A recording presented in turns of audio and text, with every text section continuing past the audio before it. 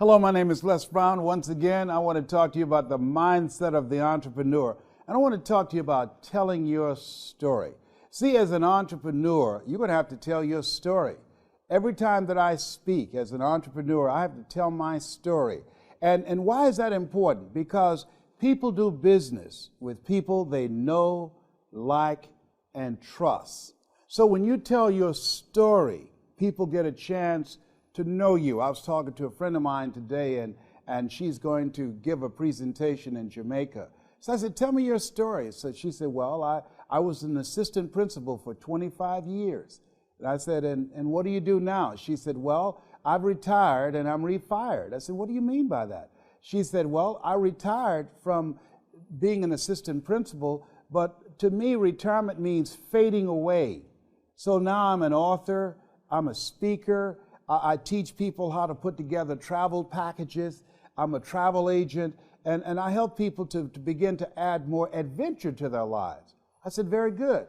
And so then she went on to talk about her education. I said, well, first of all, I said, here's what I want you to know. As an entrepreneur, and this is what you're doing, you're going to be talking to people to attract customers. I said, let me give you some points about what it is you need to do in order to attract more customers and for people to want to say, I want to do business with you. I says, number one, start off telling them who you are and why you do what you do. And why is this important? Because when people hear you speak as an entrepreneur, when you are presenting yourself, people are asking three questions. Who are you? What do you have? And why should I care? So I told Cynthia, I said, Cynthia, if I were you, here's how I would open up. Hello, how many of you have goals you want to achieve? Raise your hands. Very good. Let me share something with you. One of the things that I want you to do right now is think about your goals. I used to be an assistant principal for over 20 years, and I decided after retiring, I was not just going to fade away. I wanted to do something else. And I put together travel groups for people to travel around the world to live their dreams. And now I'm an author, and I'm a speaker. And this is something that I enjoy doing. This is something that turns me on. What turns you on?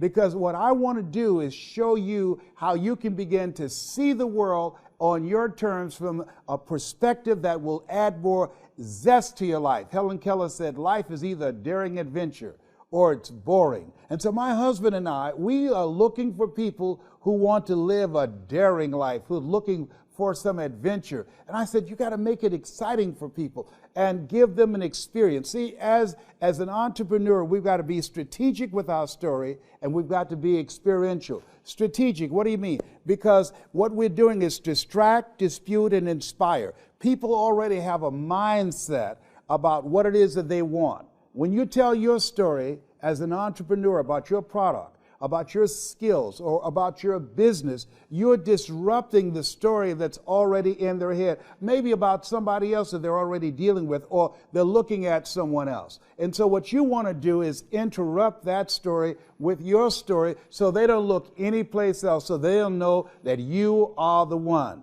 And through your presentation, you dismantle their belief system and begin to encourage them in the process of your presentation to create a thirst for you, for what it is you do. There's no saying you can take a horse to the water, you can't make him drink. However, through telling your story strategically and experientially, that you will begin to not only expand their minds about the possibilities about what it is you provide, but you create a thirst for what it is that you provide, where they want to. That's what you want to create, the want to, where they want to do business with you. I never forget, I was going to hire a guy to be my CPA, and at the door when he greeted me, he shook my hand, and the way he turned and walked down the hall, he said, I'm excited about how we're going to take your business to the next level. He had already closed me. We hadn't even pulled out the contract yet, but there was a mindset and a spirit of, I got you, buddy. You're up in my space right now.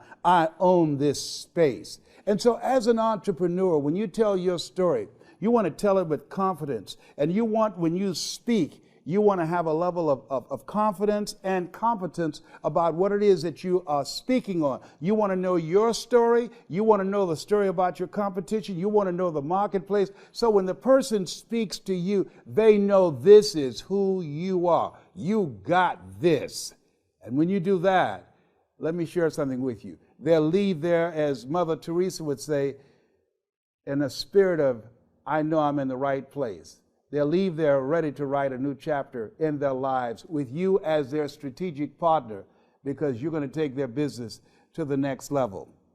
Your story is important. One of the things that I love most about dealing with technology and Kajabi and telling a story, that what it took me years to do, it take you a fraction of that time.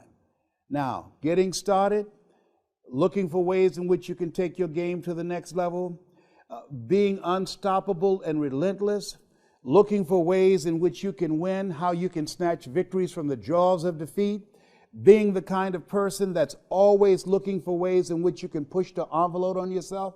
That's the name of the game today. And this era, what the late Peter Drucker calls the era of the 3 C's: accelerated change, overwhelming complexity, and tremendous competition. You got to run just to stand still. If you're serious about winning, you're going to be looking for ways in which you can study and know your customers extremely well, and begin to look at how is it that you can provide the kind of service that make you stand out in their minds. I'm reminded of a woman who became a dominant voice in her industry, and she was asked the question, what is it that you can point to that allows you to become successful?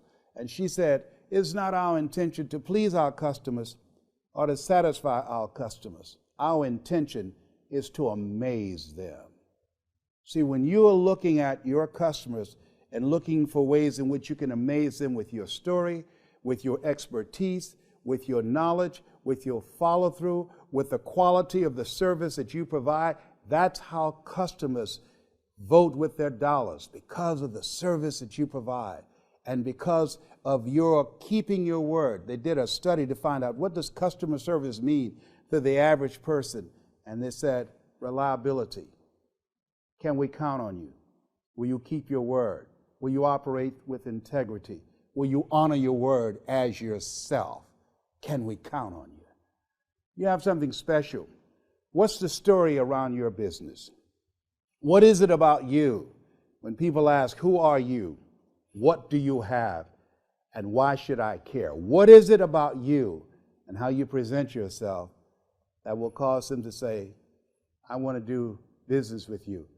I've been looking for you. You are the answer to my problem. Think about it. You have something special. You have greatness within you. That's my story, and I'm still sticking to it.